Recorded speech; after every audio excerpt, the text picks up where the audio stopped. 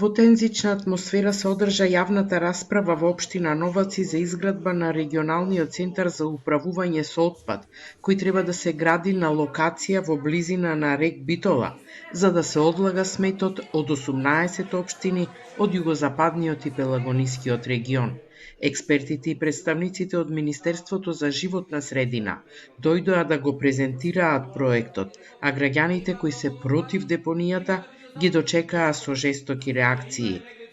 Народот го изгуби, целосната доверба изгуби во системот. Значи ги гледаме камионите низ град кај што течат ѓубре. Значи за како збораме за дополнителни стотици камиони што ќе се дојдат од цел регион и ќе се возат низ цел регион. За власта разбирлива е грижата на граѓаните, но велат мора да се најде решение за современ третман на отпадот. Неколку години се правени истражувања и испитувања.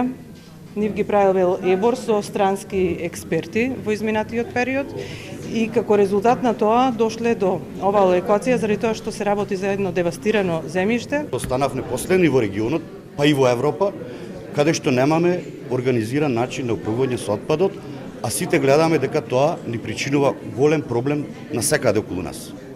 Странските експерти кои го презентираа проектот велат дека состојбата не може да биде полоша од ова што е сега. The target is to improve the current situation and implement a system that will reduce the potential impacts, not remove completely, but reduce them. The number one measure of this project is the closure of Meglenci. This is an environmental hotspot which is here and it's operating. Министерството за животна средина ја подготвува тендерската постапка за изградба на депонијата кај Мегленци, која треба да биде готова до крајот на 2027.